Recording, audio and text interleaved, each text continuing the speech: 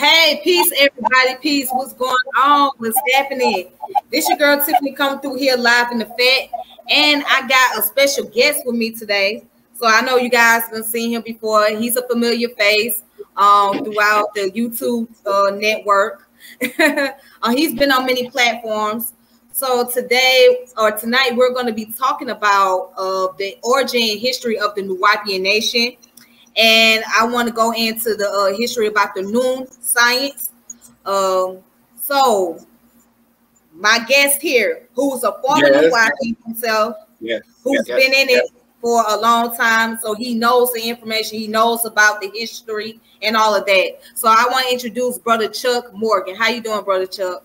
All is well. First time meeting you, so this is going to be Yes, thank you. Yeah, so it's an honor and pleasure to have you here. Really, it is, because I couldn't do the origin of the topic about the Nuwaubians without bringing you on. So you know a lot more about the history better than I do. All right. So before I get into the information about the Nuwaubian, can you tell me a little bit about yourself and your background, and or if you have a degree and anything like that? Well, it's not anything special. It's just that my association with the organization started around about 1989, and it's no big thing. I was working at a black-owned bookstore, Pyramid Books, in Washington D.C. House of Knowledge is what it was called, right up the street from Howard University, and that was the link that I had to the organization because I had seen them in different parts of the city dressed in white. So naturally I was curious because of, being there, and you had different groups that were there, but I didn't find much of their material, if any, in that location. So over time, I got a chance to meet some of the guys, talk, blah, blah, blah. And I slowly started to become part of the organization for different reasons. So, okay. It wasn't anything spectacular. It's just that mine was a fact-finding mission in regards to the 5% Nation and how that related, because there was an incident that happened with me and them in Georgetown, D.C. So I figured that since the guys that I talked to had some information, I said, let me go ahead and check it out. And they gave me some audio tapes of York and maybe a book or two. And that was the start of this inquiry. Okay, so now, are you originally from Washington, D.C.? Yes. Okay. You're a fan of go-go music? Absolutely. Junkyard Dog, NEG. Oh, yeah, Chuck Brown, yeah. That's my thing. Yeah, okay. I just had to bring it up because I did a video about go-go music a while back, so I was just wondering. Okay, that's what's up. I used to play in the go-go band, as a matter of fact, back in the old days. Masterpiece, that's what we were back in the 70s, yeah. Oh, back in the 70s? Oh, don't tell me your age. Yeah. Don't tell me your age. You said back in the 70s. Don't tell me your age. Yeah, well, everybody know I'm old, so. But okay. Well, you look good. You look like a young man. You look good. You look really good. I attribute that to no drugs, smoking, or drinking. Okay, that's good. So you say you started with the Nuwaubian Nation around 1989, and you came across. Okay. So how long did you stay with them? I literally stayed with the organization. Really, to be honest with you, I held on all the way up until about 2011. What? Mm-hmm. Wow. See, I was still in contact with York during the time he was in jail. Back and forth corresponding letters. I was on the what do you call it? The in jail, you have a mailing list of individuals that you can receive mail from. So I was one of them because I was one of his students. And plus I had talk radio as well in DC. And some of my shows were dedicated to talking about his fight, and he's a political prisoner, all that kind of stuff. So being able to stay in contact with him, I would get information. But it really blossomed long before that. But because that was my connection and my contribution to the organization that could get the message out outside of Georgia, I was using that venue during the Pacifica stations under Kathy Hughes. Joe Masson was my mentor, and he was the one who actually instructed me on how to being in the studio and all that kind of stuff. So that was a vehicle that he used in order to get a message out. So he was innocent and all this kind of stuff. Okay, wow, you've been a long member. You was there for a long time. Yeah. So yeah. So now I have some of the books by the Nuwaubians. I never joined the organization myself, but I used to be around them because they used to be in downtown Atlanta area. Right. So they used to be downtown a lot, and they had I guess they had like a building. They had a building in Lithonia, Georgia. Then they moved from, was it in Lithonia or Scottsdale? No, I think it was in Scottsdale. And then they had moved it to another location. I think they moved it somewhere in Lithonia, somewhere on the east side. So, I used to go there to the classes they had the classes every Tuesday or every Wednesday or something like that. It was Tuesday. It varied from city to city. Yep. Yeah. So, okay, now let's get into the origin of the Nuwaubian Nation. What were they before they became the Nuwaubian Nation? Before they were officially called the Nuwaubian Nation, back in around 68, 69, 70, Ansar Pur Sufi. It was around 1968 that he officially had the name of the organization, the Ansar Pur Sufi. And around 1970, he officially established it as the Ansarullah community, or Nubian Islamic Hebrews, which came after. Okay. So now here's something that's very interesting about the Ansar community. I found out that he got his name from the Ansar community out in Sudan, because they have an Ansar there, a Sufi organization, and he claimed to be a descendant of the founder of the Ansar community, right? Right. Yes, that was one of his talking points, and that was, see, you gotta understand, because this is a real in-depth and sometimes complicated story, so you have to be real specific, because there's a tendency to veer off, and then you have to pick up on give context to where he went in that direction. It was very elusive when it came to that. So when it came to the Ansars, he was considered the Ansars of the West. Okay, and of course the Ansars in the East would be those in Sudan. And he came up with this cockamamie story that he was a descendant of the Mahdi of Sudan, the 1845. And then he was able to, and very successfully able to, exploit the then Prime Minister of Sudan, Sayyid Sadiq. And in his publications in America, he would literally say that he was related to the Mahdi family, and that Sayyid Sadiq was his actual cousin. But under the guise of the respect that and notoriety that he had acquired because of his naming his group the Ansars, because of that, Sayyid Sadiq, paid him respect for that. And it actually came down to the Ansar community about 3 different times. There was those times that he visited, he wasn't actually the prime minister at the time. And so because he did that, and because York had a tendency to exploit people, just their presence alone would give the implication that they were a part of his organization, or they endorsed him.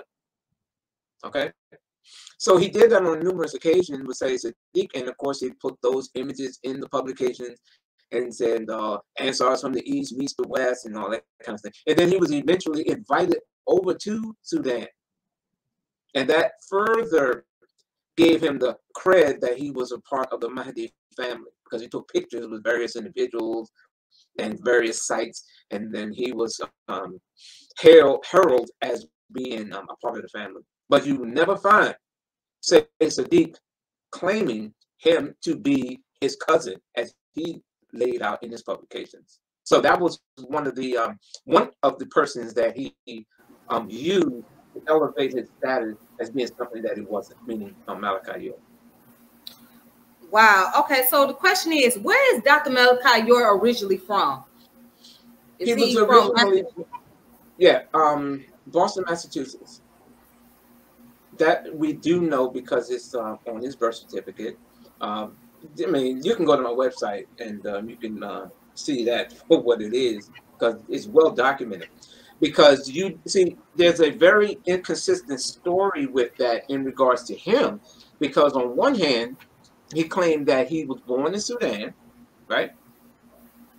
He was born in Sudan, but at the time they didn't put birth certificates together like they would have today. That was one of his talking points.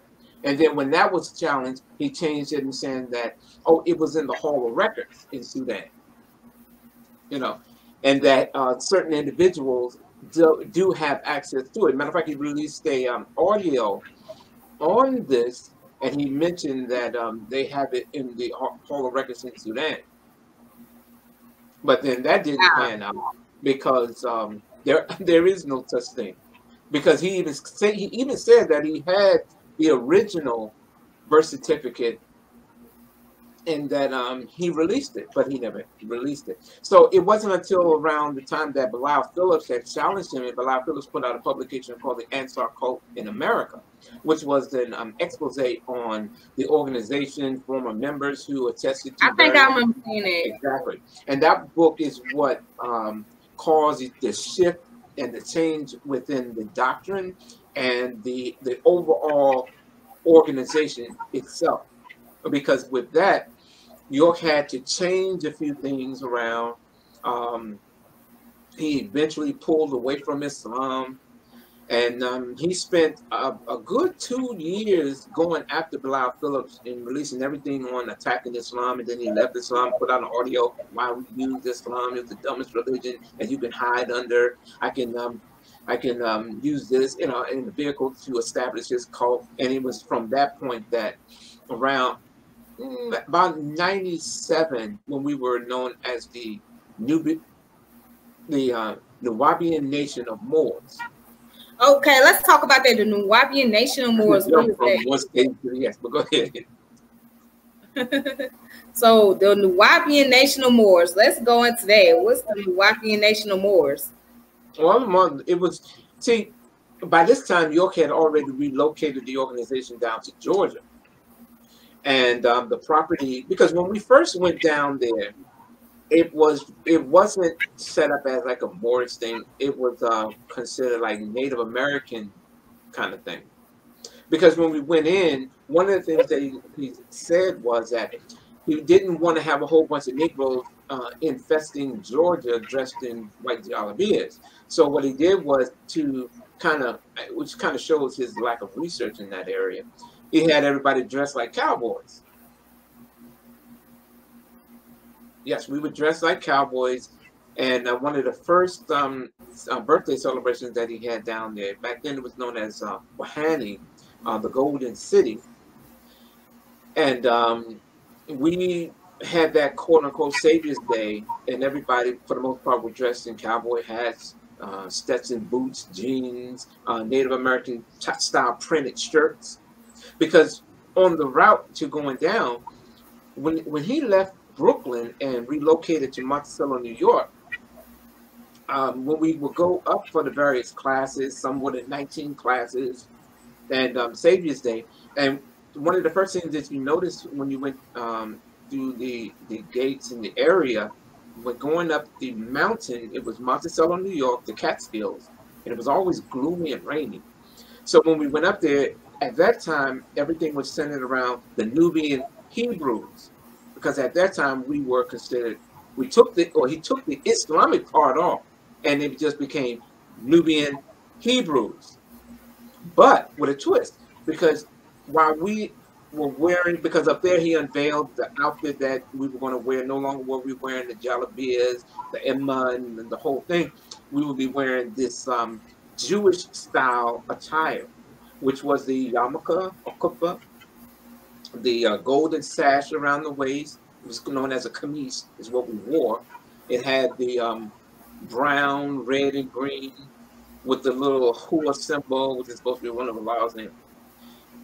Instead of red, black, and green, it was brown, red, and green. Because brown was, that kind of. And so, and we had the fringes at the borders of the garments with the blue, the tassel with the one blue strip. All of these things were supposed to be the way that the original Hebrews dressed as outlined in the Torah. So that was the gear that we were wearing at that time. But the brothers who were on the property at the time, or who did guard, everybody was dressed in country western style clothes. And by the time 93, I think, 93 came around, and they relocated to Georgia, everything was centered around, wearing cowboy gear. Matter of fact, I have pictures of New York where he's got his country western hat on, Stetson hat, and the whole thing. As a matter of fact, he had when we had that land or celebration, he invited a country western singer, a black country western singer, Cleve Francis, to perform. And so we was out there, jamming to some country western music. Yeah, it's funny, but that was his strategy, because the year after that, then we started changing up and becoming a little more comfortable, and then the attire from individuals was, in addition to country western, we were still wearing various other types of garb. Yeah, because that year, when that year he came out, that was from some of the photos you might see online, where he has his hair in a perm and his pulled back and a ponytail, and the sisters come out with their hair in perms, and he had the white outfit with the Ankh staff, that whole pimp style. That was the hookup that he rolled through on that first Savior's Day, when we left from upstate down to Eatonton, Georgia. Now, I heard he used to be a singer. Yeah, he did dabble into the music industry, and he did make a lot of contacts. See, this is like, again, he exploited individuals. So anyone who took a picture with him, the natural assumption was that they endorsed or supported him. As a matter of fact, to enforce that in books like Whatever Happened to the Nubian Islamic Hebrew, he has a whole section where he gives a list of entertainers that touched the garment of the master. Okay, and that was a list of anyone who, at the time, especially during the 80s and the 90s, hip hop was in this reaching its zenith, and a lot of people in that whole quote unquote conscious rap at the time were gravitating to anybody who had the strongest message, be it Farrakhan or York. So when New York had his connections or made his link with the Nubian nation, the Zulu nation, and then other entertainers became affiliated with the organization, De La Soul, other entertainers, James Ingram, India Irie, of course, Musical Soul Child. It's yeah, I heard Musical Soul Child was somebody told me. Well, there was a brother a long time ago who I knew, he had passed away. But he was an elder, but he was telling me about Musical Soul Child and India Irie being a part of the nation at one point. Yes. Yeah, as a matter of fact, in Philadelphia, that's where Musical Soul was from. He was a part of that community there. I did an article on this. It was a whole bunch of entertainers that you see him taking pictures with. As a matter of fact, when he went on tour in London, he was touring with the Delphonics and Blue Magic. When he opened up Ramesses Dance Club on Tamaray, that opening night, one of the performers was Blue Magic. Yeah, Blue Magic. What's her name? What's that girl? She's played with. She passed away. The three girls. I can't remember their name right now. Left Eye Lopez. She would come there. Erykah Badu.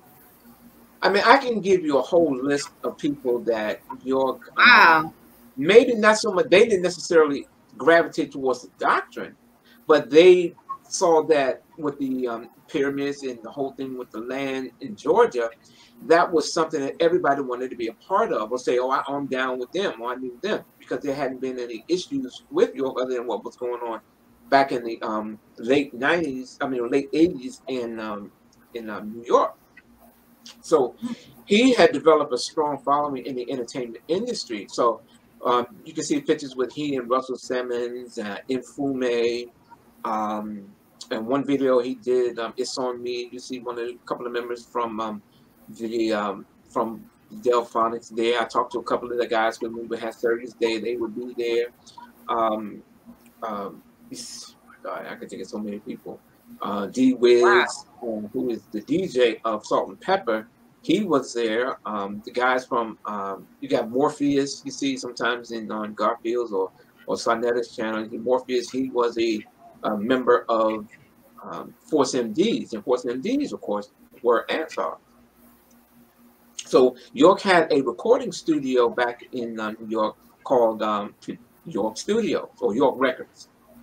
And by the time we got down to Georgia, he changed the name from York Records to Hathor Records. So he did have a recording studio, and he did produce people like Africa Bambaata's Planet Rock album. He did? Yeah. Or remixed it.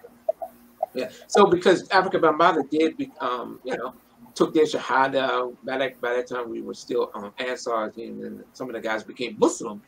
And they took their Shahada in Bushwick Avenue. I think it was Daddy-O from Stetsasonic that actually introduced Bambaataa and York.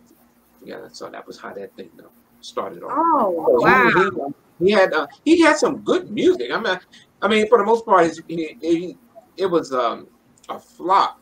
But there were a couple of songs that were popular that people say, "Oh, that's good," but that was about it. Now, I think one of them was "It's On Me" and I can't remember them things because it's so old.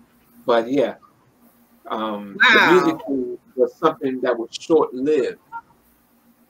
It was short-lived, but he did leave some kind of impression that people like James Ingram would come down on Savior's Day and perform along with Jimmy Cliff. And I think it was James Ingram. Again, I mean, it makes you think, because you say, well, damn, James Ingram was so successful, hit after hit. And then he did Secret Garden. He had Barry White. Oh man, I would have got James Ingram, Barry White. I can't remember them doggone guys. He had everybody pretty much. Elder Barge. All of these guys, James Ingram tried to proselytize York's doctrine to. When we were at the second Million Man March, James was there, and he made it a point to bring us as closest to the stage as possible. Because prior to that, we didn't go because York said, "Don't be a part of the Million Man March thing." But when we started seeing more and more people there, York was like, "Okay, go down," and he gave us a call. Say, "Go down and show your face, show the flag or something." Yeah. Wow, that's a lot. So now, I know he had bookstores, right? Now someone was telling me that he had a bookstore in downtown, like near downtown Atlanta, somewhere.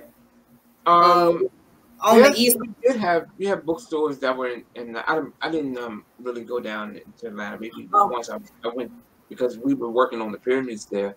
I think we stayed on Edgewood Avenue someplace. Oh yeah, on Edgewood, yeah. He did have an apartment. He had at that time they had taken over an apartment complex, he became a slumlord there. Yeah, it was called Nuwapu Gardens, something like that. Yeah. Wow, this is something new to me. I didn't know he had an apartment complex. Yeah, it was down there. It's a lot of the members resided there. Oh, okay. And I forget the name, but I know it was Garden something. Yeah. All right. So now let's talk about when you guys had moved to Eatonton, Georgia, correct? Was it Eatonton? Yes. Yeah. So you guys moved down there. And what year was that when you guys moved to that town? Well, they had relocated because it was all building up. Because when we were leaving, when when the organization was making its transition from upstate to Georgia, it was partly under the guise that that was going to be the new Atlantis. And he was moving the teachers into a new format, which was going to be a bunch of younger people, not the old guys. So he established something called the Young Disciples, who were supposed to be students, kids from 18, there was an age limit, I think it was 18 to 20 something. And they were to be groomed and taught directly mouth to ear by York. And these were going to be some of his elite teachers that were going to go forth and take the doctrine to areas that probably had never been taken before.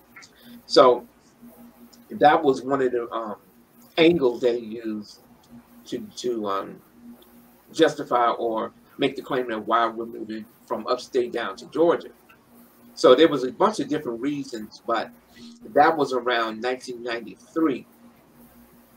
And then 94, 5, 6, around 5, 6, and 7, that was during that period when it started moving from that doctrine he was promoting, which was bits and pieces of Zecharia Sitchin's teachings.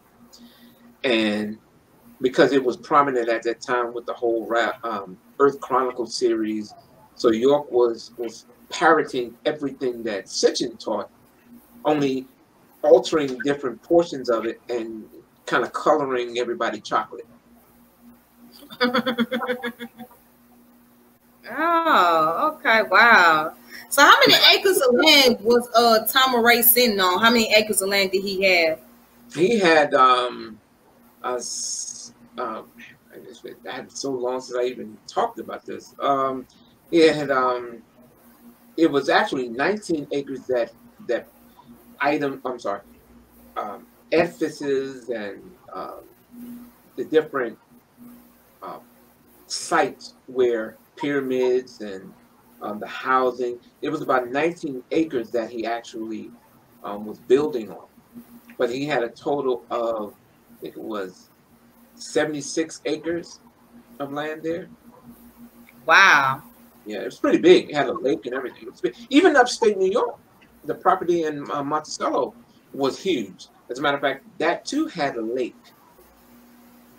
And it was just, as far as you saw, it was green. It was beautiful upstate, but it was always raining and cold. And that was one of the reasons why he would tell us in some of the classes that, it's too cold and they're going to go down to a more conducive environment. And then he had to come up with a good gimmick. And one of the gimmicks was that was the place of the original Native American, Black Native Americans, the Yamasee. Yes. Now, we know in 2021 that whole idea was a fallacy, because initially when we were upstate, we were considered Native Americans as well, because he had, when you would come up there, you would see the sign that says you're entering native land. That was a Yamanasi and Wichita, something like that? No, Yamasee. Yamasee, okay. Yamasee. But that name didn't come about until later on, around 95, 6, and 7, because of his affiliation with the Moors there, the Empress Vedadachi Gostin El Bey, and her teachings of the return of the Moors. York had started embracing her teachings and philosophies based on the white supremacist ex-Nazi Joseph William. I cannot remember this guy. I'm gonna find it before, because I had brought it up in another show. There was a white supremacist, a neo-Nazi, who was kicked out of the neo-Nazi movement because he sexually molested boys within that group. And he was arrested, went to prison, and then when he left, when he was released, he started actually writing in prison. And so by the time he came out, he had invested his time and energy into publicizing different books, and ironically, it just happened to be books about the original Black Native Americans here, blah, blah, blah, blah. And the Empress Vedadachi, because they were in Georgia, and he was saying like the original mound builders and all these people, You know, he was teaching that stuff. And then she invited him down to one of her lectures where he lectured in front of the Moors there, and the Wapians were there taking notes. Yep. Wow. Okay, what was the guy's name again? I can't remember. I'm doing an article on him, but I didn't finish it. So like I said, I'm in the process of moving. Let me see if I can pull it up. Because that name, once you see the name, I'll share my screen if I can. I've never used screen. Oh yeah, you can share your screen. It's a share button at the bottom of your screen. All right. As soon as I'm able to pull that up, I'll give you the name, and then anybody can really go into it. But he was it was during that time that he and believe it or not, even the Black Pyramid, which had this this labyrinth where you go around it and the different points, the Al-Mughadaj, which is supposed to have been some ancient Egyptian thing, but it was patterned after one of the illustrations that this guy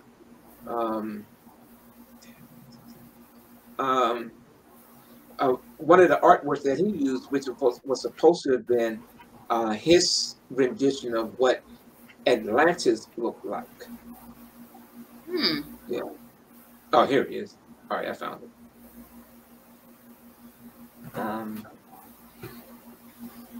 Okay. So his name was, hold on, let me make this large. Okay. Oh, his name is Frank Collins. That was his name. I think his pen name was Frank Collins. Frank Collins he was a white supremacist, part of the white supremacist organization, National Socialist White People's Party. That was the organization. So Berdadachi introduced him to her congregation. His name was Frank Joseph. So it says, quote, "We will hear from Mr. Frank Joseph. The magazines that I've been actually peddling to you without authority. He is the editor of Ancient America magazine, all the way from Wisconsin to visit with you." I'm imitating, I'm kind of mocking what she sounds. "I'm not supposed to say things because he can stop me from saying it. But since it's about our culture, I'm telling you to sell them, buy them, and give them away. Frank Joseph, give him a hand." And then this white supremacist gets up. Sell them, buy them, and give them away. Yeah. Hold on. Let me try to share this. Wow. Give me a second. Wow. Where are you? Oh, all right. All right. Okay. Let me see. Share screen. Oh, there it is. Ooh. All right. Let me see if I can find it. Hold on a second. Share screen. All right. Let me try it again. I'm having problems trying to even share. Oh, there we go. Let me see if I can pull it up to where I can share this with you, because it's relative to what we're discussing here. Okay, so can you see it? I haven't seen it yet. Okay, hold on. Give me a second.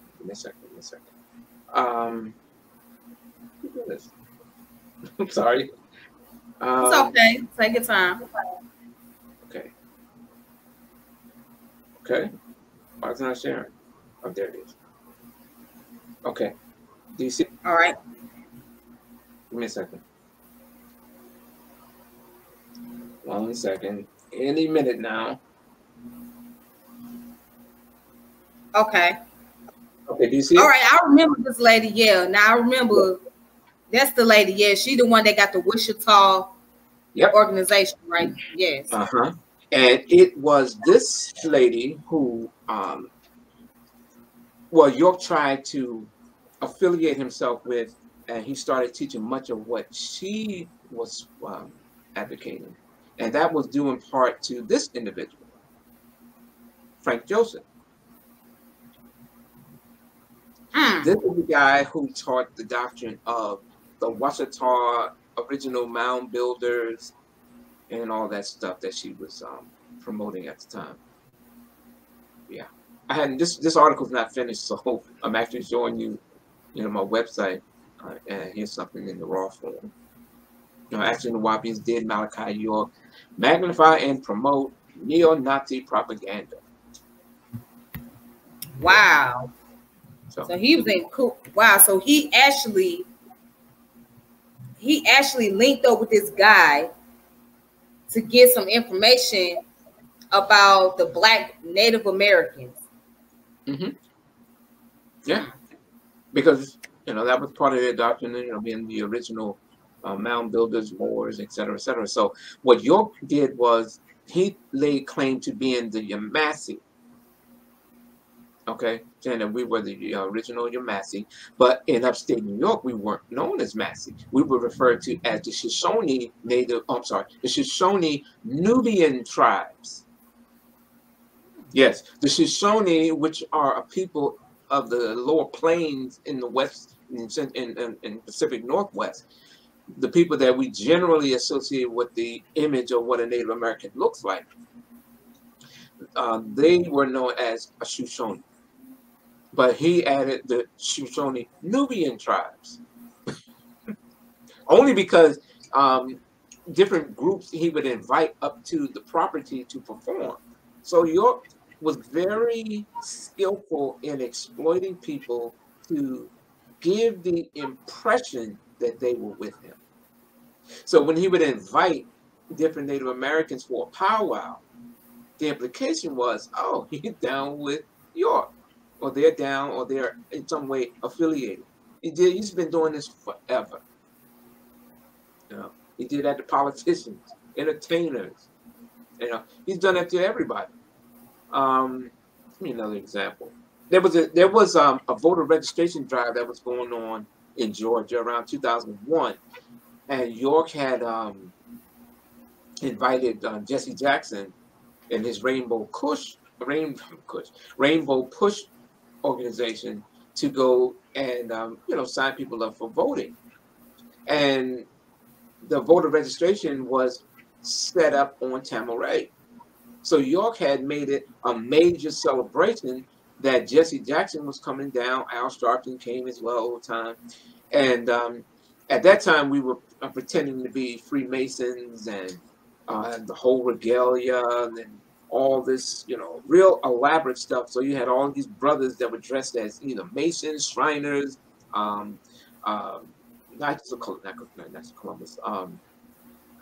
Anyway, all these different fraternal orders. We were, because you can go and buy the outfits. That ain't a problem. But by the time Jesse Jackson and them came down, and Jesse had spoke, and his entourage, they were trying to sign people up for voter registration, and there was an incident where Jesse Jackson, who didn't wear, by that time we had the black fezzes with the unk in the center, with the little, stuff around it. They wanted Jesse to put it on.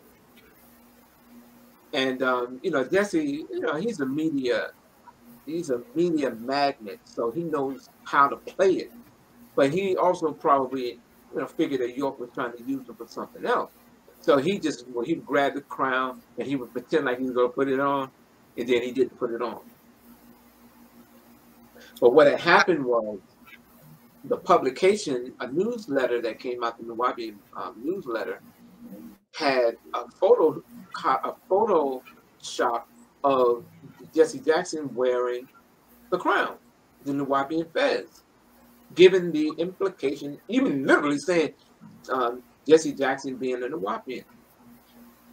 Yeah. Wow, that's so interesting now.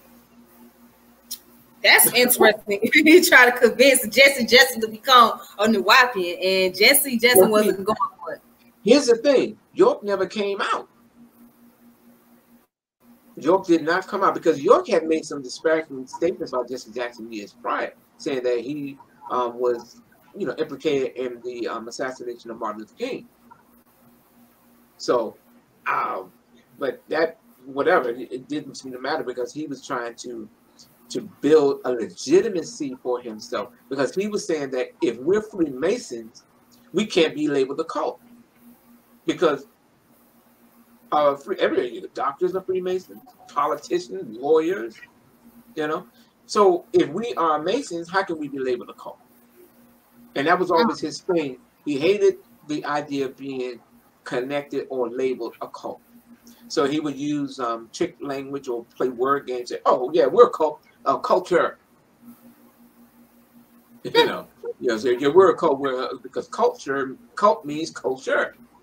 Eliminating what we know because words and groups of words have changed and evolved over time and have different meanings and connotations. Forget about that. He's just saying that a cult means culture. And so when you're a culture, you're a religious cult with a very strange culture, some people would say. And so that was one of his things for us to always say if someone tried to label us a cult.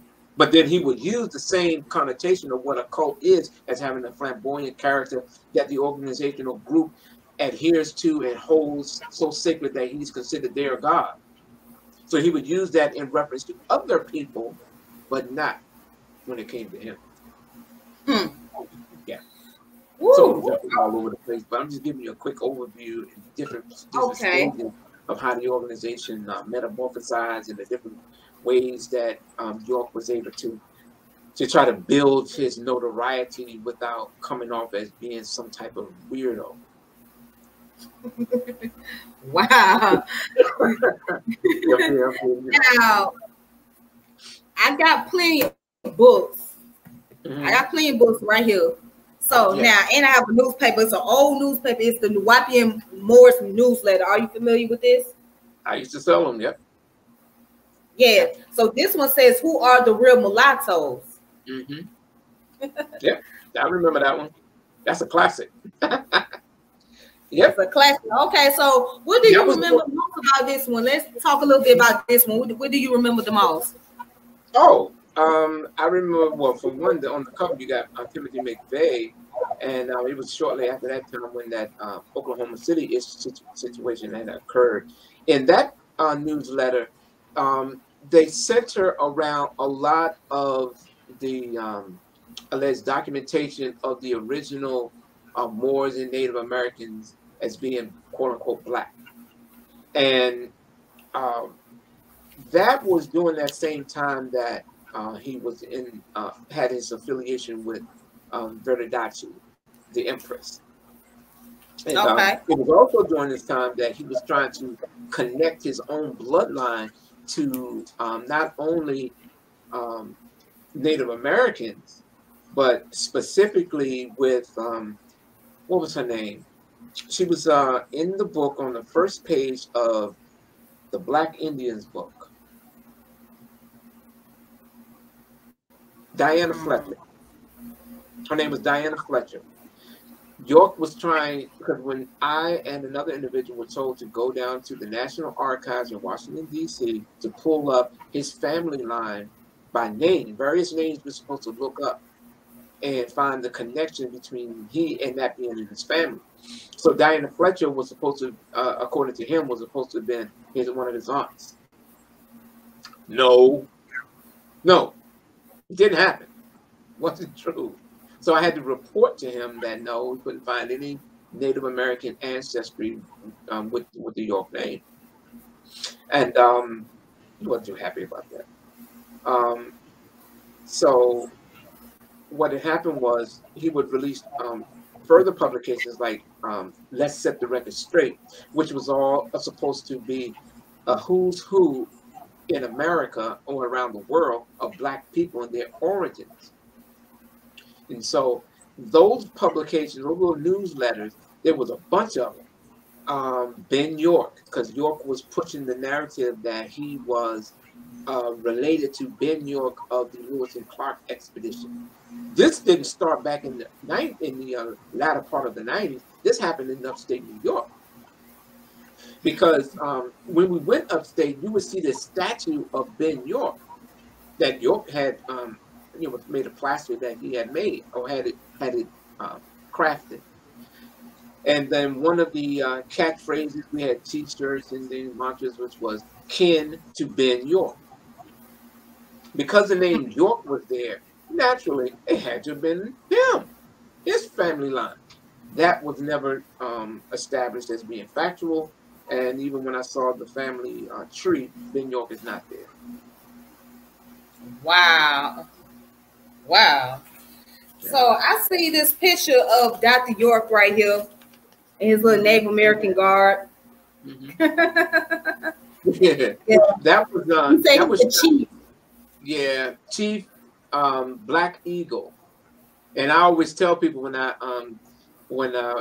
was working at WOL in DC, there was only one Black Eagle because he had the name the Black Eagle before York, and that was Joe Madison. Joe Madison, okay. Joe Madison was even today on XM Satellite Radio. He still goes by that name, the Black Eagle. That was my man. So I was always like, damn. So he's calling himself the Black Eagle now, and I never mentioned it to Joe, but he would listen to some of the shows that I would call in and attack people, and then I would use that term, the Black Eagle, but not mention Joe Madison, which pissed off Captain Hughes, but that's a whole nother story. Wow, wow, that's interesting that you worked with Miss Captain Hughes. How was it like working with her? Well, I didn't work directly with her, but she owned the radio station. And by that time, she was buying up other radio stations. And I did meet her, of course, because when anyone who had a show, because you could buy time on the show, you can buy time on the radio to have your own program. So at that time, York had asked me to start a radio show because I was calling in night after night on the Mo Better Man show, which was a 6-hour phone-in show where anybody could call in and argue about religion. And because I was doing it and I became very proficient with it, I was debating, if you will, different preachers, reverends, and it became one individual guy named Rick. We would go at it every night, and it became almost epic because he was sharp, and I was using the Nawapian doctrine to go after this guy and show him the fallacies of Christianity. And York was so proud of that. And what was going on at the time with the zoning issues in Georgia and the troubles he was having with the sheriff, the sisters would call me and tell me that, like Habib would call, she would say that Baba is so happy with what you're doing because with all that's going on down here, he gets a big laugh out of the way you beat up on Rick, and it was during that period that we kind of got close. He would call, he would send books. I would proofread some of the books before they were ever released, if they were, because some never even came out. Because his thing was, I'm gonna give you all the ammo that you want to need when you battle these guys on the show. And then he said, let's stop promoting their show. Let's get our own radio show in DC. And so, at the time, I had to tap 2 other guys to become part of it, and we were to be the triad of Atum Ray in the North. Yeah. Mm-hmm.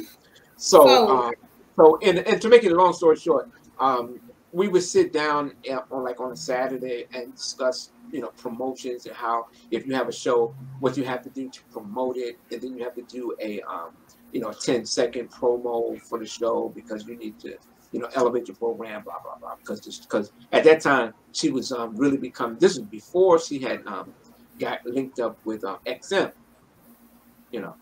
and so at that time we were still just in the market of the Baltimore, DC, Maryland, Virginia, and that surrounding area, and we just needed to. So that was my one time meeting her and having a chance to talk with her. Oh wow! So now let's talk about these publications. Mm-hmm. All these books that he written. the pamphlet. So I got a couple of pamphlets. I got the one called "The Revelation of the Nuwapians Patara the Way." Mm-hmm. All right, I got this, and then I got this one. It's called "The Revelation of the Nuwapian Patara the Way." Yeah. Okay. Where is it? Pa Masul and Anunubi Rapata the Jetty. I'm not. A lot and of those. Let's talk about this handwriting, the language. Now, Yeah. what about the language that he spoke? Okay. It's supposed. Yeah. You know, the language thing has always been something of an evolving story, because York wanted to be a step above everybody else, and one of the routes was to have a language, or at least speak Arabic. All right, and then we would he would see. Here's the thing: he would take something like a dialect of a language and then promote it as being an ancient language. So you had one that was like I say, a Sudanese language or a dialect, which was Nubic. It was called Nubic, and he released a book on Nubic. The whole Nuwapian language itself didn't evolve until it came out of Arabic, because the children who were taught Arabic, because the children in New York were taught Arabic by people from Morocco or Sudan and different places. They were paid to come in and teach them the language. So being born Americans, you know, they developed their own lingo of Arabic. And as they started speaking their own version of it, York got wind of it and listened to it. And he, over time, decided to release a publication about this language, and saying that he created his own language, which was called Nuwapic. But he had different claims to it. One, it was the language of the extraterrestrials from Risk. Nuwapic was the language that the Anunnaki taught the Sumerians. Then there was another version of Nuwapic, which was the language that the Neteru taught the Egyptians. You see, so you had different dialects, because some of them was in Orion, and then they came down here. The others were in Aldebaran, and so over time you'll notice that the Nuwapian script had changed, even down to the point where it started to look very curiously similar to Sanskrit. Yeah. And so they started developing new words, and he started putting all kinds of words. Because you'll find in the Nuwapic teacher's guide, if you go through the vocabulary, you'll see words that are from French, German, Spanish. You'll find some Yiddish words. You'll find African dialects, and you might find a few Akkadian words. So what you have on that cover there, that's one of the beautiful illustrations that someone came up with, and that's supposed to be their new script. And it's being Napata, in the language of the people of Meroe, the original Nubians of Sudan, and Meroe. So all of that stuff is part of its appeal to people that hadn't done extensive research in that area. So anybody looking at it, they'll see that, oh, that whole Sabian language, that's nothing but Arabic.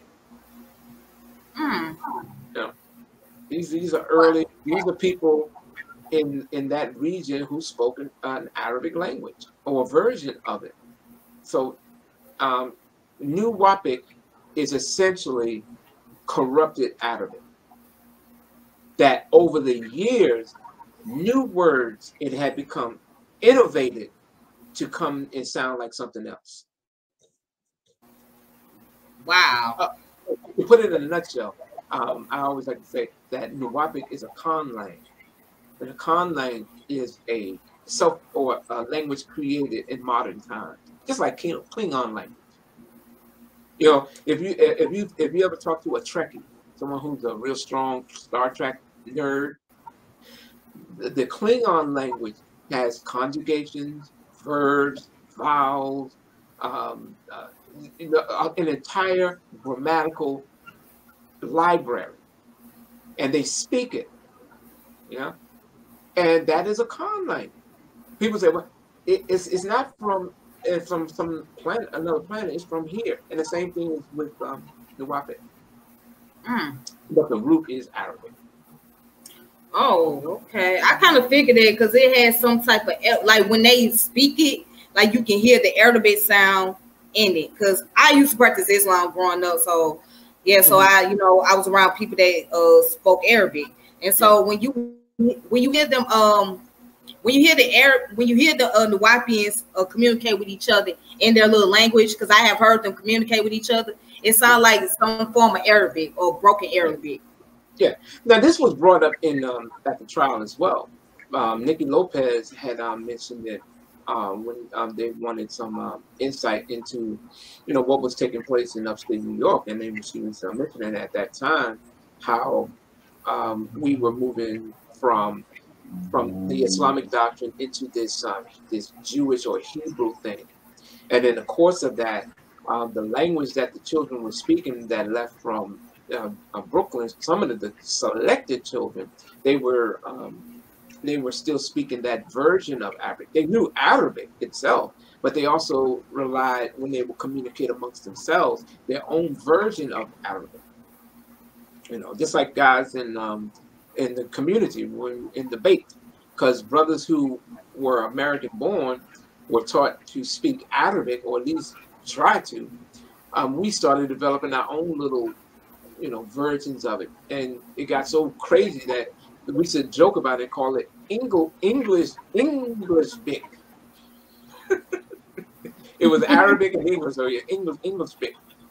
Wow. Yeah, it's crazy. Yeah, and see, now I see he wrote these books. Are you familiar with these books right here? I'm familiar with all the books. I had a bookstore. Halloween, the Evil One, Sabbath. Yeah. Okay, so now, what is your thoughts on these books? Does God need love? What was the first thing that came to your mind when you heard of this book right here? Does God need love? One, I never liked them. I never liked that series. You know why? Why? Because I was always into the flamboyant covers. I always liked the real pretty covers. So when they have these little cheap looking books, I was mad because everybody wanted to buy them, because it was just some controversial line, and you had to try to push the book. So you said, what was the name of that book? Does God Need Love, right? Yeah. So you had to be on the street and you had to try to people see, because you had a whole bunch of them. They were $5, pretty well offering. They had a whole bunch of them. You lay them out on the table, and then people come by. Is God a wimp? Does God need love? Whose God is responsible? All these things were designed to stimulate conversation. And in that conversation, you have about 5 minutes to have a bill, and then hopefully that person will buy the book. So those books was part of what was called the God series, and he was he came off as being a quote unquote atheist. Quote unquote what? An atheist. An atheos is what he said. Yes, because within the teachings, he's going after the Bible God, the Quran God, the Hebrew God. Right. Yep. Wow. And that's because not only are those little small publications, but also it moved to larger books, which was part of the quote unquote Supreme Mathematics series, which was just God. No, what's it called? I can't remember some of them. Is your God? Oh, is God an extraterrestrial? Is one of them. There was a whole bunch of those books that started going into that stuff. So the Supreme Mathematics series were more expensive books, but that they were supposed to be on another level. So you're attacking the Bible God by showing what was considered common sense, practical thinking, right knowledge, the science of Nwapo, where you had 3 tests: evidence, experience, and reason. So you apply those 3 tests to the Bible, Quran, or Torah, and if it cannot withstand those 3 tests, then get rid of it. Dang. That was really short. So when people come around now and they start applying that to the doctrine of Nwapic or Nwapo or Nwabu, the Nwapian doctrine, then you're a slanderer. And I'm proud to be one. Wow. Yeah. So that was one of the, that was a period where he was trying to he was then reconstructing himself in the organization, because that was on the heels of when he left upstate New York and was down in Georgia, and we started moving this new doctrine. Okay, and so now this book right here is called The Lost Records of Time, if you can see it. Yeah. So actual fact number 20. All right, and then a lot of those books, a lot of what's considered in those books were letters. This one back with me right here, the Egyptian ontology or mythology. I'm sorry, go ahead. No, because I like that. I haven't even seen, read, nor was I interested, because after York was cut off from writing letters, members within the organization started putting things together themselves. And then York will give the green light, and next thing you know, you have a new series or lines of books that are written by ghostwriters, but attributed to York, because that was part of the hustle, which was making money off of literature. But in the earlier days, they were just a combination of various letters that York wrote to different people, and then the authors would transfer those letters over into book form, or connect them with previous writings and try to fill in gaps of things that he said before that he may not have elaborated on, but then he's given a little more insight into it. Then this becomes something else that he really wanted to give. And so last but not least, this is the most popular one: 360 questions to ask the Hebrew Israelites. Yeah, that book was that book became popular because the Israeli Church of Universal Practical Knowledge started really irritating York in New York by coming down and questioning the students there. So I think it's really kind of disingenuous, because the implication there is that that 4-part series was geared towards the Israeli church. But by the name Hebrew Israelite, it was more centered on Ben Ami, Ben Israel's organization. You guys in Dimona, Israel. Yeah, so what's the story about him and Ben Yamin? Well, see, York, I don't know. I mean, I can't speak for his mind completely, but he had a problem with certain other charismatic teachers. Yahweh ben Yahweh. He would always mock Yahweh ben Yahweh because Yahweh ben Yahweh went to prison. He would make fun of him, saying that, oh, here's this delusional Negro think he's the son of Yahweh. Now, when people made fun of York and said, oh, hey, look at this clown who's in prison who thought he was Anu's grandson. Oh, anyway, wow. So Ben Ami, Ben Israel, with his organization in Dimona, Israel, I mean, they see, when my dealings with them, they never ever came off aggressive. There were some good brothers and sisters that I met when I was in DC. Matter of fact, they had a health market. It was like a Whole Food style market, but it was run by the Hebrew Israelites there. And you would go up to them and you want to attack them with the books. Oh, y'all teach that, and they were like, "Hey, brother, it is what it is. What can I do? Would you like some carrot cake, something like that?" They wouldn't even entertain it. So it wasn't until the sister in Brooklyn, Sakina, who was, having problems with the Israeli church, that York felt the need to release another one, which was 360 questions to ask the Israeli church, which was a thicker book.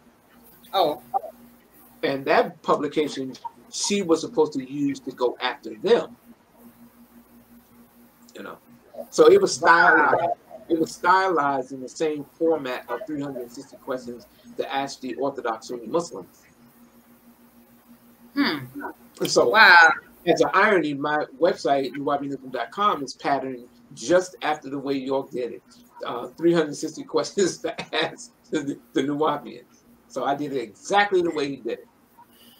Yeah, so now let's get to the deeper part of this. So now that York got the pyramid and he's a Nuwaubian nation, all of a sudden the FBI comes into the picture. Now the FBI comes into the picture. There's allegations. There's charges being brought up against him about frauds, sexual abuse, domestic abuse, all these different things. So let's go into that. Mm-hmm. What about it? Let's start with let's start with the fraud situation when he was accused of fraudulent and stuff. Fraudulent? What do you mean? Yeah, or like I know that he was there were people saying he was scamming and look, I'm being facetious. Listen, York had been a career con man since the 1970s. Mm-hmm. He was a hustler. He was a criminal. This is well known. He would fabricate, falsify. He was arrested for falsifying government documents to get a fake passport, to get a fake name, Al-Mahdi, so that he can have the name Mahdi on his name by the time the 300 questions after Muslims come out. So he was well known as being a fraud. Yes, that is true. That is well documented. But see, it's not a thing is where the FBI came down on him out of nowhere. They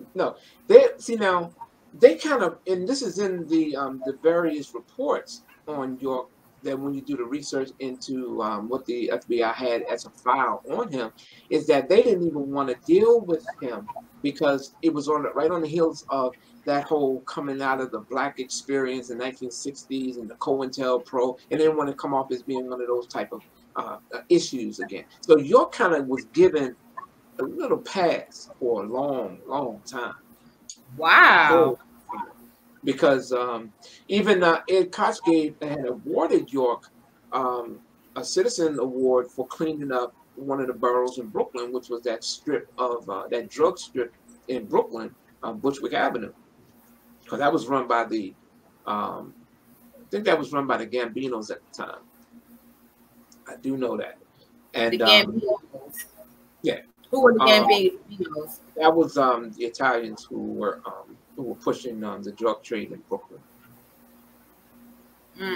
Okay. And so, whatever deal may have been made, because you don't destroy a network that's run by the Gambinos at the time, especially when you had the Mayo crew running around in New York at the time. That's the murder machine. Them guys were responsible for about 300 murders in New York. Yeah, the murder machine, Roy DeMeo. But that's a whole nother story. But I deal with organized crime thing as well. So, where was I? Where was I? So you was saying that he was a biggest con artist. He was well known for that, and the FBI let him off the hook for a long time. And it wasn't on. You see, this is what. And because of this whole polite situation that's going on, what I had, because I've been really pushing, but people were talking about the comparison between York and polite and all that stuff. My focus was more on getting more attention on, the ring leader, which was York. And one of the things that I had indicated was that just recently that all that was going on with the child molestations taking place in Georgia, it was certain victims and a couple of sisters who were there who started writing letters to the media and to the law enforcement officials in the area, in local law enforcement agencies, and having them to come out and investigate what is going on there. That's what that was all about. That was how they got involved. So it wasn't like they had been chasing them. They didn't start getting involved in any way until they looked at the issues from upstate New York and Georgia and the various trips New York was making to Disney World, because transporting a minor across state lines for the purpose of illegal sex, that becomes a federal issue. And so the investigations stem from there, where they started looking into his travels to different cities with listed victims. And some of the sex acts that took place in that city, all of that became part of the investigation under the Mann Act. Yep. And so, in a nutshell, it wasn't the white man that came after him. It was those concerned family members within the organization that started putting the word out, even putting emails out. Now, around 2001 was when this stuff was coming out, and York was he was definitely aware of it, and expected his demise to be imminent, which kind of makes you wonder, could be true, maybe not. But during that period, York started reverting back to his whole Christian thing and started advocating, magnifying, and promoting Jesus Christ of 2,000 years ago as being our Lord and Savior. Yeah, me say, what? Yes.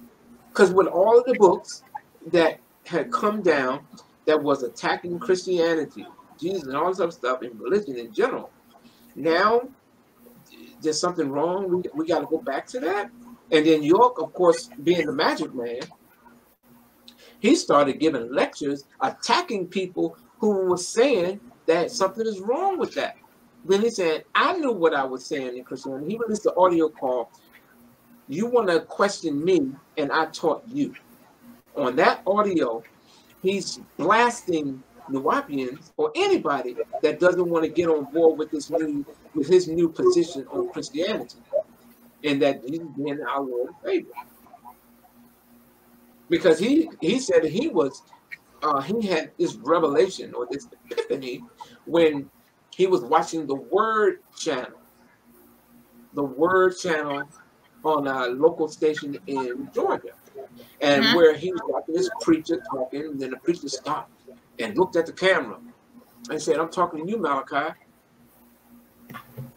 And he claimed that was what sparked his he's talking to my soul. That's God talking to my heart.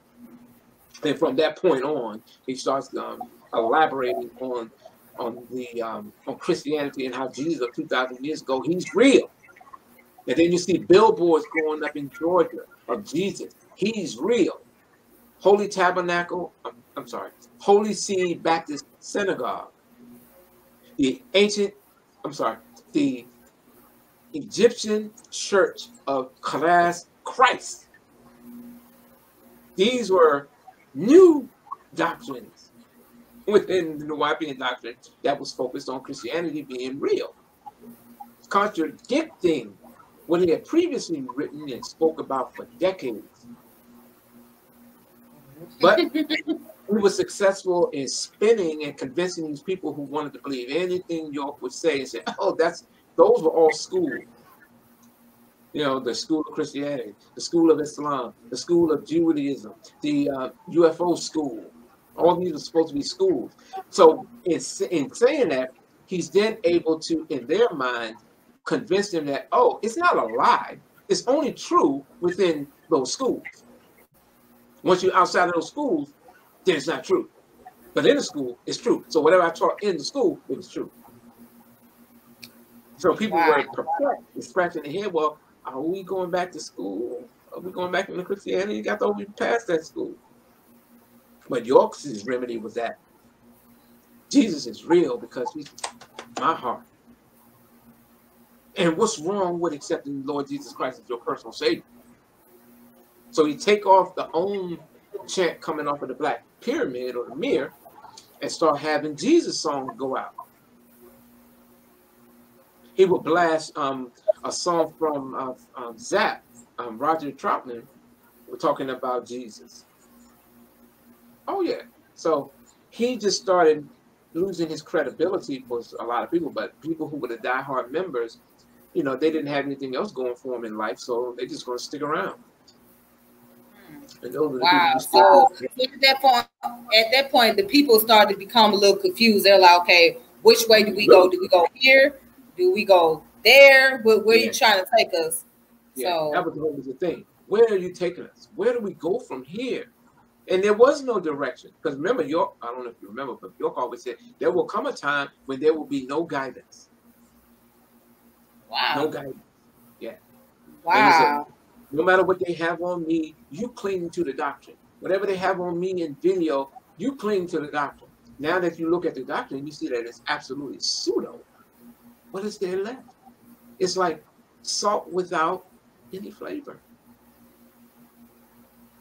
So that was what everybody, well, not everybody, but a lot of people just went along with it, because when you listen to those audio, the last audio that York released prior to his arrest was on the cover. It had an infant with a head shaped like a falcon, like a Horus. I forget what it's called, but it was the last audio, and all there you hear the cheerleaders in the background, yeah, you know, clapping anything he had to say that was in advocation for Christianity or Jesus or the Bible. You see, so you know, academics never took York serious, because anybody can pick up a book now and you can look at it and say, this guy's not an intellectual. What is he? No, I mean, I studied Sumerian language, history, and culture. Okay, so I can look at the books now and reading what he has as Sumerian or cuneiform, said this is not at all, and it's definitely not what he's saying. But then it's all attributed to Zechariah Sitchin, because York was so lazy with this stuff, because during that period from 93 till about 95, he was pushing this whole Sumerian doctrine, as they call it, Anunnakism, the Marduk, Enki, and all that kind of stuff. And even on that audio, you want to question me and I taught you, he says that since y'all was all this and that about Enki, Enlil, and all that, I knew what I was talking about. You was all, you know, pumping yourself up with all this Egyptian stuff. You know, I came to the conclusion that, you know, once you got all that stuff and you're done with that, what's more important? You know, talking about your salvation, you know, just knowing history. But if you listen to the audio, you want to question me and I taught you, you'll hear York talk about Christianity and demonize Egypt, Sumerians, or anything other than Lord Jesus Christ. Whoa, that's strange. Now I want to get back to the whole rape charges. It was said to be that he not only violated young girls, but it was also boys as well. Is that true? Yes, absolutely. I don't know. You must not have read any of the trial. Well, I don't know what your extent of research. I've read some of it, but I didn't read all of it. Okay. I'll supply you with something that will give you that'll put you in the courtroom. Let's put it that way, because the sealed transcripts are no longer sealed, but you have to go through a process in order to obtain them, and they're not cheap. Ooh. And that's through power of attorney and all sorts of stuff. But I have some of them, and you could be in the courtroom sitting as a juror, and you decide from what you hear in the testimony and the evidence that's brought out against York. So yes, there were boys involved. Tariq Noel, Salam LaRoche. I'm not going to mention some names because they didn't like the idea that I put them in the article. But these people testified against York, these males, and they were very vivid and very detailed, and it corroborated with not only other testimonies, but also the evidence that was collected. Yeah. And because one, Salam LaRoche had was asked by the lead prosecutor at the time, Moultrie, was asking him, did York ever tell you why he was molesting you? And he went on to explain that he said that it wasn't gay, but that it was what the Egyptian gods, they used to do. They used to have sex with each other. Now, we know that to be something that York has said publicly because there's an audio called Sex, Music, something like that. There's an article on the website where I have the transcripts of an audio where he's given a lecture talking about some weird sex ritual that the ancient Egyptians practiced, which he offers no evidence for. He cites no textual documentation, but it's off what he says. And he talks about how, maybe I should pull up, he talks about how as a part of the loyalty to the pharaoh, that these priests would straddle the pharaoh. He would ejaculate in them, and then they would go off and establish other kingdoms sharing the same ritual. And he says that this is why you don't see the Catholic priests, the pastors, or whatever they call themselves, being arrested, because all of them, the popes, they're enacting the ritual of the hat. Yeah. Wow. So he used that as a justification to violate little children. Yes, that was his justification, because it was a ritual, and it's not gay, according to him. According to him, he's saying, listen, you don't have to be gay. So when they start to get really in great detail about what took place, York always made certain that he would have an adult present to participate, to get it started, so that they would incriminate themselves, so that if they were to speak on it, they would be implicated in the act also. So if I go down, you go down. He did that in every instance. That was the running theme. It was always people participating in the sex act with him. When he molested Habiba at age 13, she gave a very riveting narration of what took place. He came from behind the curtain with a long jalabia with no underwear on, and there was a girl who was grooming Habiba, and she performed fellatio on York and said, "This is how you're supposed to please the man that you are going to marry." That was what it was all about. That was the game, and that was the excuse that he used, that the girl that was grooming the new recruit into the sex circle, they would groom other girls and bring them in. And it was a revolving door of girl after girl, boy after boy that York would molest. But he had to be very strategic about it, because some children had a tendency to run their mouths. And one girl had York very nervous, who's a friend of mine, and I'm not going to put her whole name out because she goes by a different name on Facebook. But one girl who in the testimony, she mooned York, and she's in a couple of books that a couple of sisters I know wrote books on this, that she had the tendency to blurt out stuff that she shouldn't. And at times she would blurt out stuff that York was doing. So When she was upstate, there was a list of names of people that were going to go down to Georgia first on the property. And it had to be those listed victims, and particularly that girl, Crystal. She was going to be the one. They're going to make sure we got to keep an eye on her because she's a loose cannon. She's a wild one, according to York, or according to those who gave testimony about that. And they gave vivid detail of what they saw and what their role was in the sex act. Even York's live-in lover at the time, which they called his main wife, she apologized on behalf of the victims that her role in grooming and bringing girls or boys to York for molestation, she apologized to them in her book, The Main Wife, which you find on Amazon.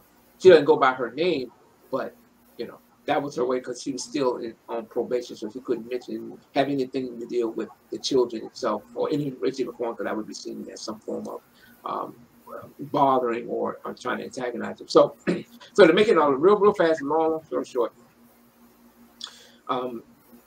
all of the gory details came out at the trial, and there were a number of boys involved. Yeah, and Tariq Noel, he's gone on record on plenty of shows. I've interviewed him. We've gone on multiple platforms, and he has no problems in telling what took place, what happened to him from age 7. Wow. Now, you know what's so ironic? Mark Lamont Hill, I didn't even know he was a Nuwaubian at one point, and he was pretty much telling a story, basically what you were saying. I came across him by accident on Sinetta platform. And when I came across him, I seen where he did the interview, and he was talking about his days as a Nuwaubian. Okay. Mark, he was here. He came to Hawaii about a month ago. We had dinner, and we were sitting down, we were talking about that stuff. I remember Mark back in 95, 6, 7 when he was coming down. So I can attest to everything that, because he was heavily involved in the organization, driving York around and doing all these different things for him, like an errand boy for the most part. But he was a staunch supporter, spoke the Nuwaubic language, Arabic, all that stuff. Oh, and that helped him when he was a correspondent at Al Jazeera news channel. Mm-hmm. Wow. Now, I want to ask a question. Is it true that Dr. York got over 100 children with multiple women? Yeah. I know one of them name is Jacob York and Prince, and the other one is Prince York. Those are the only two I know of. What we know that's documented, that the sisters themselves documented, who's a mother of this one, that one. What is documented is 101 children total. That's what we know. 101. The youngest that he had born was in 2001. The first 2 children he had was in 1964. In 1964, one was born in, I think, July. See, he had 2 children born in the same year, but 2 different girls. In 2000, I think it was in 1995 or 6, he had 13 kids born in that same year. And some of the girls who had children with him were already blood related to each other. oh yeah. Unfortunately, that's the truth. Yeah. Yeah. So in exercising power and control over the congregation, he was also an absolute sex addict. Mm-hmm. And I remember Polite, and it was the first time that I actually kind of challenged him, for the most part, was when he was saying that how could York have molested all those kids when he suffered from a condition called hereditary angioedema. And angioedema, according to him, it renders you to have a low sex drive. And so my question was, oh, well, if that's the case, did he have angioedema before or after he had 100 kids? No response, of course. But we know. Because York said, and we have the letters that York stated that his condition of hereditary angioedema was cured when he was in the Jones County jail because of some extraterrestrials who visited him in his cell. They came to him to let him know that he's going to be all right. And they cured him of his angioedema. And he floated out of his cell in the presence of different prisoners and guards. Wow. Wow. Wow. Ooh. Oh my goodness. Wow. Wow. Okay, so now is Prince York the youngest one out of all? No, he's not the youngest. Okay. He's one of York's younger children. Yeah. And he's one of the few that gravitated towards this doctrine of his Nuwapic doctrine, or Nuwapo doctrine, because a lot of them don't even mess with that stuff. Some have even changed their name because they don't want to be associated with it. You know, I'm pretty good friends with one of his daughters, who helps me whenever I have to write something regarding the family. And to be accurate with it, I always consult with her because she has all of the names of everybody in the family, the DNA chart, the whole lineage. You know? So I consult with her if I'm going to write anything pertaining to York or pertaining to his family. And I try to pull away from anything usually regarding the family because, you know, they're innocent. You know, they just happen to have that name. But York, it takes the name from his father, David Piper York. So York, it didn't start with Dwight. It started going back before David Piper. And York's brother, Oba, whose American name or his born name is David Piper Yorks Jr. Oh, that's Dr. York's real name? No, that's York's older brother's name. Okay. And York had another brother, I forget his name, but he passed away. And then he had a sister who recently passed away, who was the oldest, who was the oldest sister. And then he has, of course, another sister who was somewhat active in the organization, Gail or Dale York, or most people refer to her as Waukee. Yeah, so it's a total of 5 of them. Oh, okay, wow. And that's the thing, none of them were born in Sudan. They were all born in Massachusetts. Yeah, yeah, because their mother,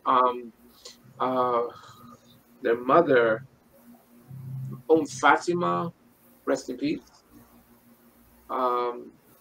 She was born in Philadelphia, but she met, the father, and the father, for whatever the situation was, didn't stay around, and the family had some problems financially, and over time, according to Dale, in the pre-sentencing investigation report on the background of the family, she made the point of saying that the mother had to, send the kids off to different relatives from time to time, and that he would live with them, or they would live with different relatives, because they, economically just couldn't support 5 kids. Now, I got a question. This is a funny question, though. What is a pickle man? Really? Yes, really. I just want to know, what is a pickle man? Because I heard somebody talking about it. I just want to know, what is a pickle man? Look, I listen. I did an article, all right, and a video where I was making fun of a character that York put in one of his books, The Leviathan 666. Is God an extraterrestrial? Right? So you had the Predator, you know, the preacher, the Predator, who York said was real, and then he is what the creatures that look like him come from the Andromeda galaxy. So you had the Predator, then you had the creature from the Black Lagoon. Well, you're young, so back in the 1950s, that was the #1 movie that you saw. This was the creature from the Black Lagoon, which was this fin-gill man who comes out of the water and attack. And it's in black and white. You can find it on YouTube. So you had the Predator, the fin-gill man, the creature from Black Lagoon, and then you had the Pickle Man. So you had this weird-looking dude, which is all this is in black and white, you know. So you had in the book, you had the Pickle Man, and he got the little utility belt like Batman, and with these big old eyes, and under the caption says the Pickle Man. But there's no narratives behind it. There's no narration of who or where he came from, nothing. So all I did was show the stupidity of it, the pseudoism in it. But of course, the Predator, we know where that came from. And then the creature from Black Lagoon, but then the Pickle Man, making a big deal. It was just a joke. So my man Malik, who was, you know, rocking with Sonetta at the time, brought it up because I was joking about it. And then he made it a point because I was jokingly saying, so whenever you see a Nuwaubian, ask him about the Pickle Man. And he did just that. So to this day, the Nuwaubians are pissed off whenever you bring up the Pickle Man.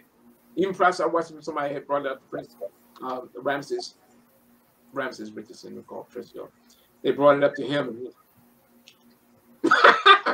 So there's no narrative behind the Pickle Man. He's just an image. It was just an image of a character called the Pickle Man in a couple of or three of York's books. Just like York would have Bat Boy from the National Enquirer. Bat Boy, according to York, was real because he was part of an elite group of vampires. But the National Enquirer writes it in a way that makes you think that it's not true. But it's true. The Bat Boy is real. Oh.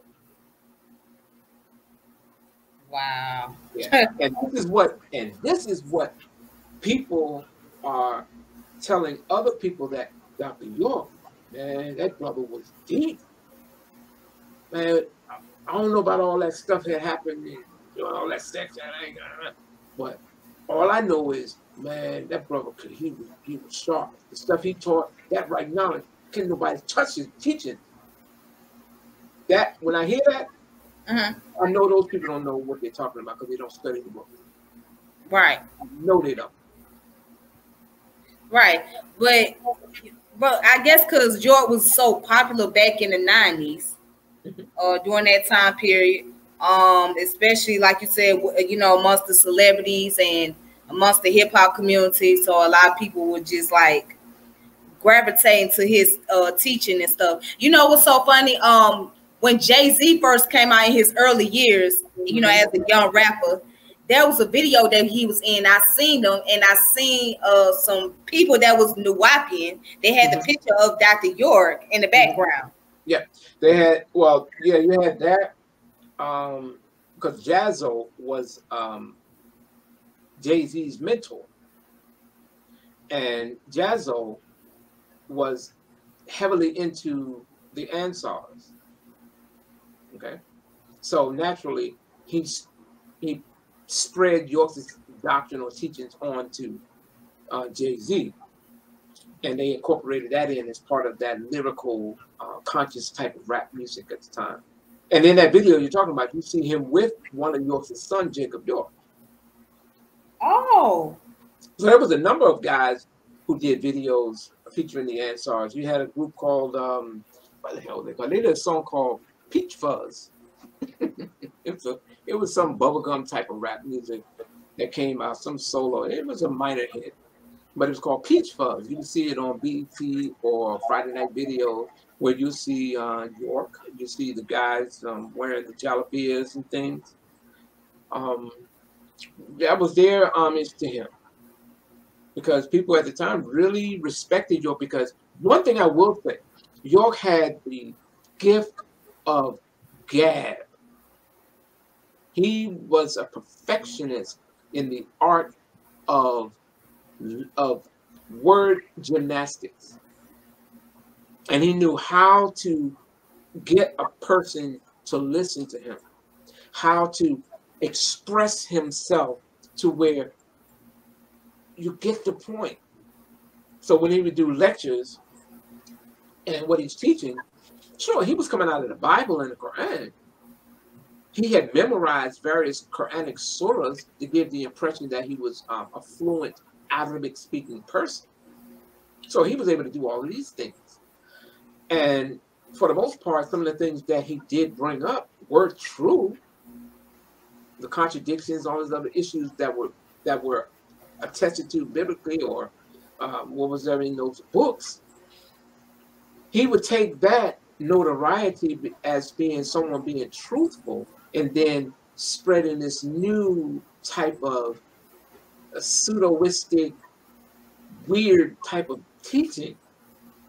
So when people hear him say, I can't give you what you think you want, so you'll learn to think on the level of what I really have to give, which he summed it up as, I gave you what you want. Let me try it again, because he did it on two ways. One, I can't give you what you think you want. Then he changed it and said that I can't give you what you want, so you'll learn to think on what I really have to give. So you think you want reality and truth, but I'm going to give you something else. Wow. And that's what it was, because when you start fact-checking York's every word in his books, you see that it has no track record. It's just his words. That's it. Wow, that's crazy. That's crazy. He's already saying that people make statements and claims about things in history, but they do not show the evidence. And he's guilty of the same thing. Because the majority of what he taught, there's no documentation historically to support it. And if it is not what he was saying. So he purposely deceived people, confused people, all to build up this mystique about who he is and or was. Because I remember his philosophy was that what he teaches and what he knows is not coming from him, is coming through him, because he is an avatar, an Ilamutajessidim in Arabic. His body is being utilized by beings from other worlds. Whoa. as the fictitious character known as Yanun. And Yanun is supposed to be this being who occupies the body of Imam Isa or Dr. York. Even though Yanun is supposed to be somebody different, whenever you see Yanun in pictures, it's always York. And that's supposed to be Melchizedek, Marduk of the Babylonian doctrine or Babylonian literature, Uru Amautu, which is the Akkadian sun deity, and of course Michael of the Book of Revelation, the angel, the green one. Because Al-Khidr, the green one that's mentioned in the Quran, that too is supposed to be York. But as the being outside of his body that speaks through Dr. York.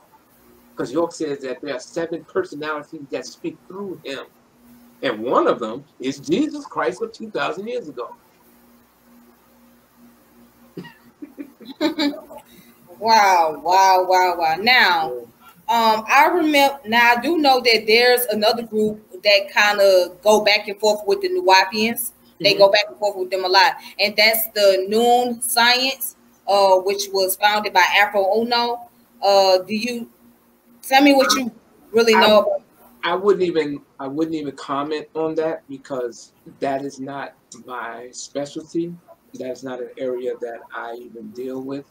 I would reserve that for any one of their spokespersons, and particularly a friend of mine who always, assists me, or we work together on various projects to go after the Nawapians. That'd be Nubu or uh, Nipu. I would recommend you consult with them regarding what they teach on with their what's the word I want to use? What their science is. I don't know. I don't know much about it. Oh, okay. That's cool. That's cool. No problem. I'll reach out to somebody. Yeah, I know you gave me the name of the brother. Yeah. He's a good brother. Good brother. There's a good brother and sister, and that's outside of my my scope of specialty. Okay. That's cool. Yeah. But I do have one of their books as well. I have this book, which is the Introduction to the Nature of Nature, book one by Afro Uno. So, yeah. Never read it. I don't know anything about it. Okay, that's cool. That's no problem. I will more than likely have them on here one day. Yeah. So, but wow. Well, that's a journey. Now, I meant to ask, what made York decide that he's a Nuwaubian all of a sudden? I'm sorry, I meant to ask that. That's one last question. What would make York think he's a Nuwaubian? Yeah, when did he start saying we're Nuwaubians now? Oh, that was around 90. But see, here's the thing: it's all in the way the words are spelled. Because at one time we were the Nuwaubians with a B, and it wasn't until later you changed the B to the P. So sometimes you see online, like if you go to Wikipedia, you see the Nuwaubians, it'll be with a B. And then you see that the spelling is Nuwaubians. And now the members have decided to change the name altogether and call themselves Sabians. Right. Sabians, whatever they call it, some kind of bean. So right. Well, we attribute that change to the diligent work that Tar and I have done, and many others have done in exposing the whole Nuwaubian fallacy. That anytime the name Dr. York came up, it was always connected to sexual battery on minors. So all the Nuwaubians who speak on behalf of York, he's innocent and he's this and he's that, these are child molester apologists. Okay, and that's my thing now, is that to expose all the child molester apologists, because people like what's going on with the Polite situation and a whole bunch of others. I used to put a post up in Africa Bambaataa. One of the because Sister Leila, she has a series on YouTube on all about that whole story. But I put up a post yesterday in the Amarat Squad Facebook group where there was a brother who was in Nuwaubian, we knew. He murdered, or he starved a child to death, and he fathered 2 children with his own daughter. Yeah. This is in Nuwaubian, in Georgia. I'm surprised you don't remember his name. How long ago was this? This was about I remember a few years ago. Let me see if I can pull it up. Because, oh my God, so many people. Because that post, a lot of the apologists are constantly trying to justify or excuse York. They don't want to accept the fact of what he did to these people. Right, and I've noticed that. Yeah.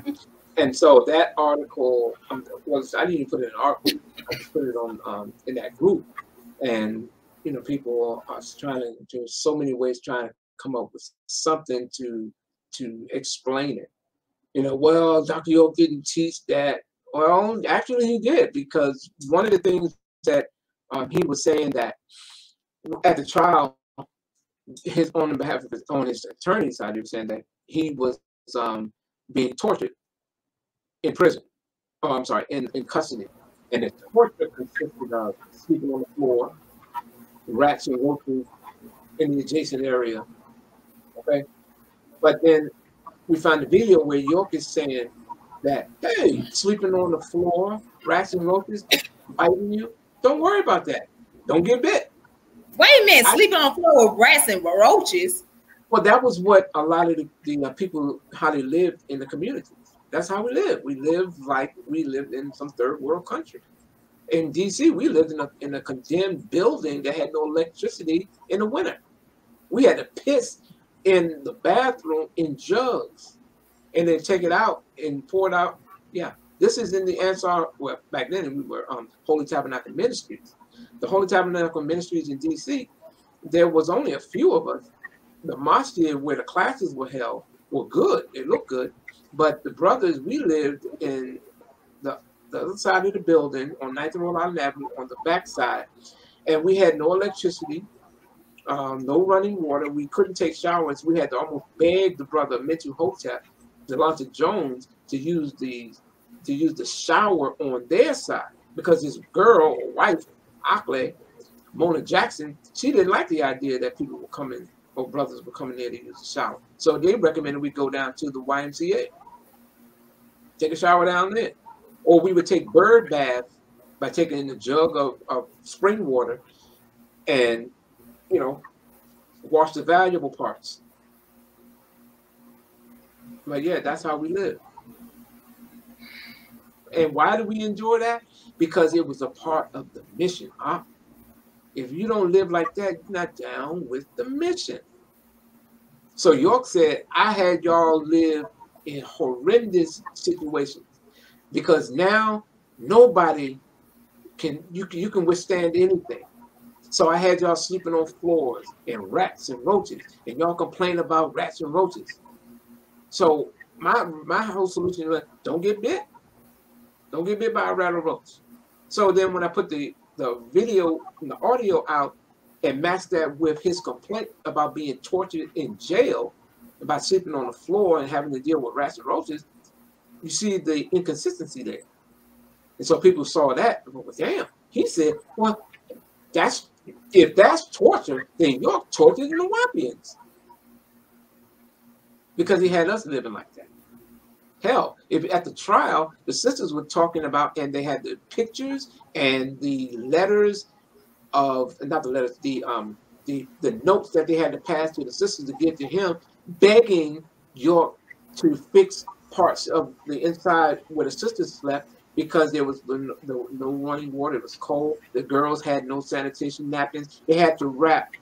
According to the testimony, they had to take nylon hoses, nylon stockings, and wrap toilet paper in it and use it as a sanitation napkin.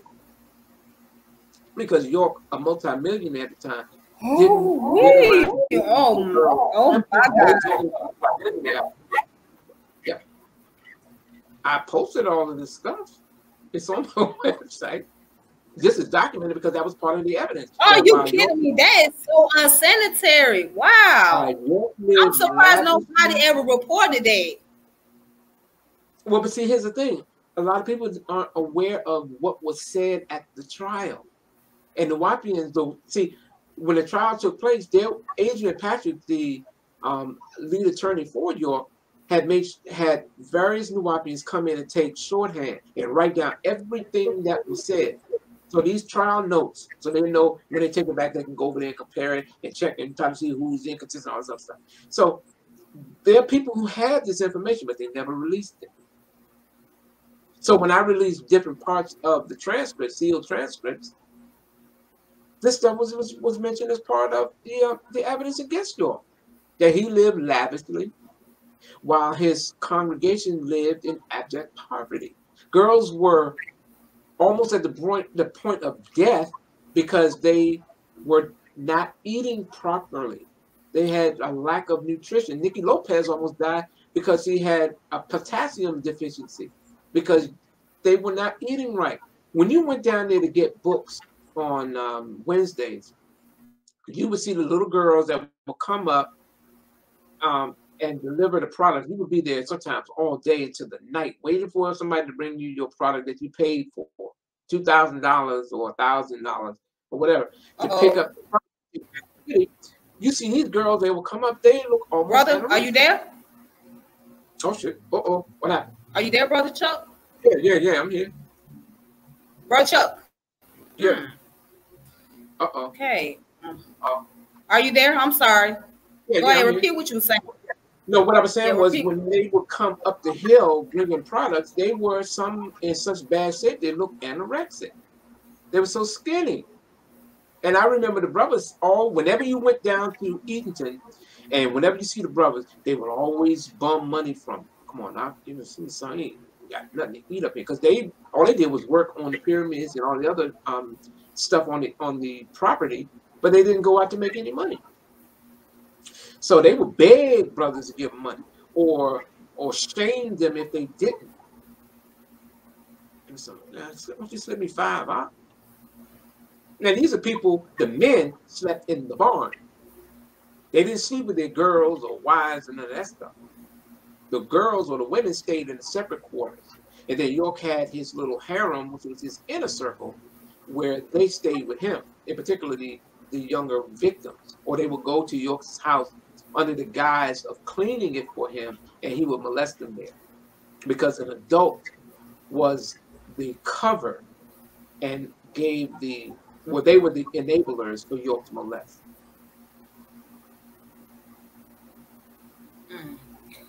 Wow. Yeah. So yeah, that sanitary napkin thing, that was one of one of the more emotional written parts of the evidence, because it's like, but this guy is a multi-millionaire and even bragged about being rich. And he said, I have to be rich in order for me to put this information out here for you. If I was poor, how am I going to get this information across to you? How are we going to produce these books? So I have to be rich. But he was able to get rich like that because he had a lot of money that came by way of zero paying on taxes. Brothers was turning in $100 a day in various communities that supported him. New York, Boston, D.C., Florida, Georgia, Philadelphia, Connecticut. $100, $50 a day. And then in addition to that money that's turned in, they had to pay for products in order to put in their bookstores. And their quota was $2,000. And whenever they call you up and say, the master teacher is looking for a project that has to be completed and we are asking your store to submit $5,000. You don't say, I can't get it. You had to go out and hustle it. So we were York's whores. He was our pimp and we were his whores. Wow. Yeah, it was a pimp culture. So when you see now Polite, who digressed from all this quote unquote black cultural stuff on into where you see with the Versace and the Fendi, and then the women who were dressed like prostitutes, you know, the flashy vehicles like the pimp has. Yeah, that's the pimp culture. That's what York did. Because in addition to seeing him one day, where you would have a whole bunch of girls around him, and they're dressed in these East Indian style garbs. There will be other times when you would see York with the red derby, the whole Dr. York persona, and they'd be dressed as prostitutes. Yeah. Matter of fact, Khalid Muhammad referred to it. One day you'll see them. They'd be Muslim, then the next thing they'll see them dressed like hoes on at a club. That's how York had it. So others were emulating him in his style. That's Dr. York. And bear in mind, when you hear that name doctor, there always should be an asterisk there, because he was not a doctor. He did not receive a certificate. He had no doctorate, no degree, none of that. Matter of fact, the doctor part was simply a stage name as the love man. Dr. York, because he's from New York, and that was his gimmick, the love man. He patterned himself to be a crooner like Marvin Gaye to appeal to the women. So that was how he was able to gain his wealth, through different hustles and money that was never accounted for in taxes, which was the hundreds and hundreds and hundreds and hundreds of dollars given to him weekly by multiple different communities.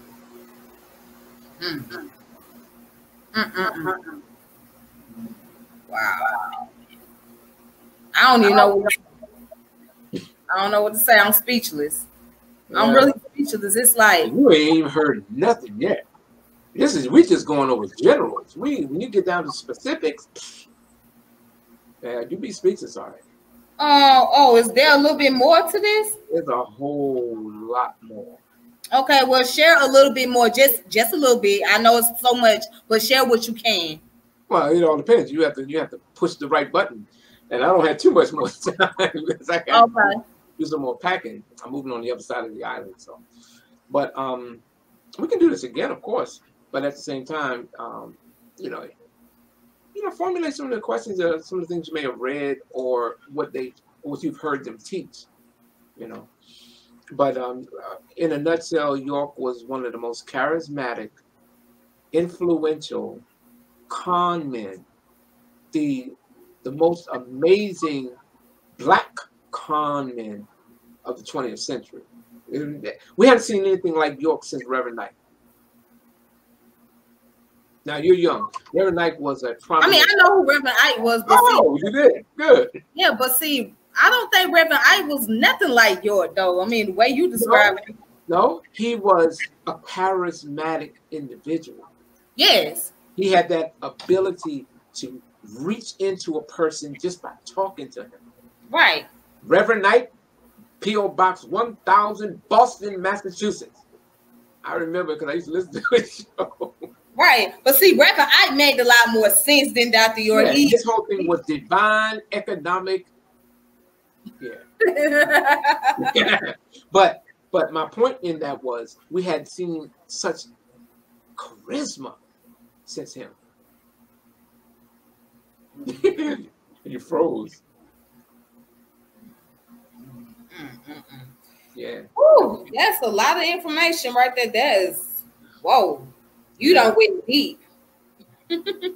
but let me be fair though. Let me be fair. There are some people in the organization, a lot. They didn't co-sign a lot of the stuff that York was teaching. As far as they knew, they just wanted to be a part of something. They read something that appealed to them, and they wanted to join because it was some type of fellowship.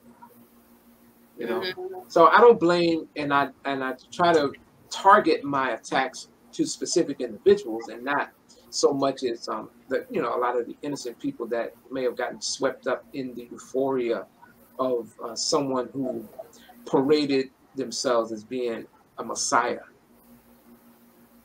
Did you know your screen is frozen? Oh, is it frozen? Mm-hmm. Can you see me? Can you see me now? Nope. No, you can't see me? Oh, there you are. I see. Okay. Okay. Yeah. Yeah.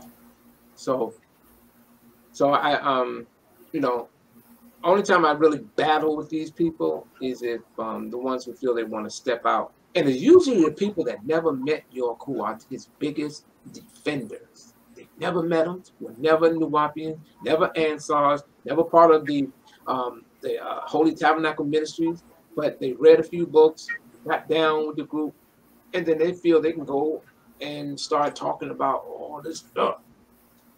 So,